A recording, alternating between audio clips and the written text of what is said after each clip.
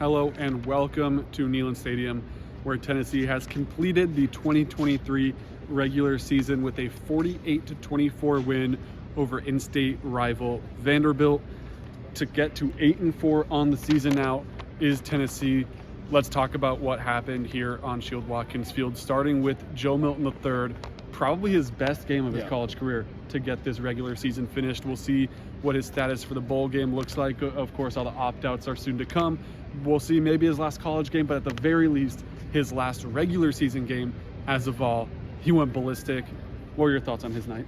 Yeah, we were up there, and they announced it when he throws that third touchdown in the first half that ties a career high for him. He's done it twice before, once at Tennessee against Clemson in the Orange Bowl, very memorable game. Then he did it at Michigan as well.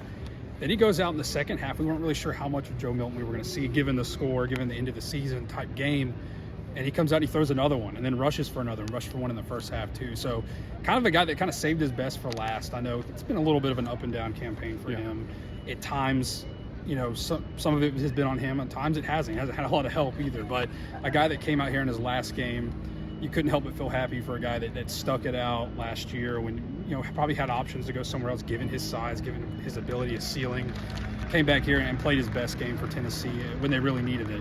Really was responsible for them, putting the finishing touches on this one by halftime, because it kind of felt Vanderbilt was hanging around. They answered Tennessee's score right back early in the game, and it was still going into that second quarter a little bit back and forth, trading some punts there. Joe Milton does a really good job of putting it away at halftime and then kind of emphasizing that with some scores. Finishes 22 of 32, 383 yards, 4 touchdowns. So a really good game by him, and he talked about wanting that to be a really good game, his last one, and how he emphasized that this week. Talked about coming in the tunnel for his throw around on Friday. That's when he kind of let the emotions set in, but a really good finish for him, a really good mark to leave on his Tennessee career. 6 touchdowns on the day. He talked about how that was kind of the legacy he wanted to leave, was this game. Well, if that's the legacy you're leaving, that's a very impressive night. Looking at kind of the weapons around him, as you said, sometimes it hasn't necessarily been on Joe Milton. He hasn't had the receivers create space. The run game hasn't been able to get going. That wasn't the case tonight. You look at a guy like Ramel Keaton, who struggled a lot this season in kind of creating separation. When he does, at maybe reeling the ball in. Well, first of all, we found out that he was dealing with some injuries early in the season. A bone bruise from week 1, said it took him kind of about a month to kind of feel healthy and feel back towards 100%. Of course, no one's really 100% during the course of a football season, but he looked healthy tonight, of course, with 4 receptions, 122 yards, and 2 touchdowns for Ramel Keaton. He gets help from Squirrel White as well. 10 catches, 110 yards. He wasn't able to find the end zone, but a really solid night from him. And the tight ends helping out as well. Jacob Warren caught a touchdown. McCollum Castles caught a touchdown. But on the ground, Jalen Wright with a monumental kind of landmark, a milestone that he hit tonight with 1,000 yards on the season. The first since Jalen Hurd did it back in 2016. Yep. Or 2015. 2015. Yep. So it's been a little bit since Tennessee's had a 1,000-yard rusher as Jalen Wright. Tonight he had a solid game as well. 11 carries for 75 yards. So he had the weapons around him to kind of get the job done, which he hasn't necessarily had this whole season. And that comes with an offensive line, too, that was really banged up. I mean, you're rotating guys throughout that entire offensive line. Heupel talked about how he joked with Glenn Ellerby, the offensive line coach. We've never had to kind of play in a game like this where there's just so many injuries on this front, but they were able to overcome that and put up 48 points against Vanderbilt tonight. Let's talk about the defense, though. What stood out to you on that side of the ball? Yeah, speaking of injuries, right? I mean, another group that's kind of limped to the finish here for Tennessee. And not so much in the way where the offense was able to, you had some good things with the offensive line, the patchwork offensive line.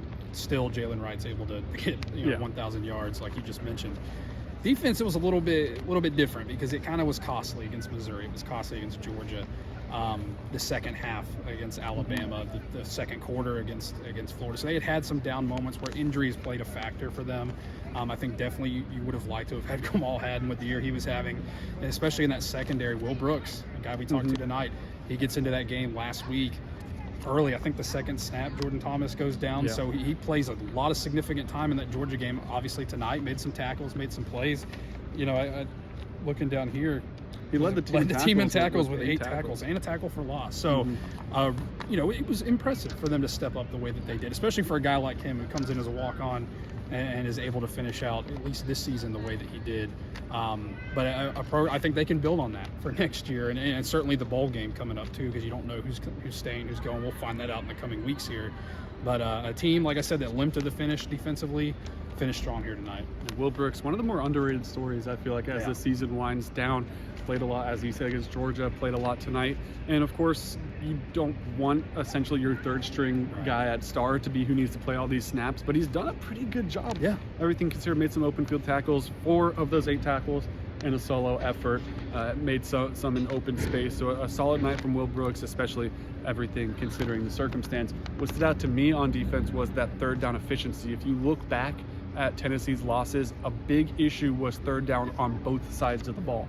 On offense, you're not converting on third down, and then on defense, you're giving up a lot of third down conversions. That was not the case tonight. First, on offense, 6 for 12, you'll take that on the offensive side, 50% conversion rate. On the defensive end, 3 for 12 on third downs. I think that was a big difference here tonight. Kind of the reason this score maybe looks a little bit lopsided. Tennessee's able to continue these drives, stay on the field on offense, and continue to march down until what ended up being Joe Milton finds the end zone. And then on defense, you're able to get off the field. Of course, you're going to give up some throughout the course of a game, but 3 for 12 is a mark I think that they're pretty happy with. And then 6 for 12 on the offensive side as well.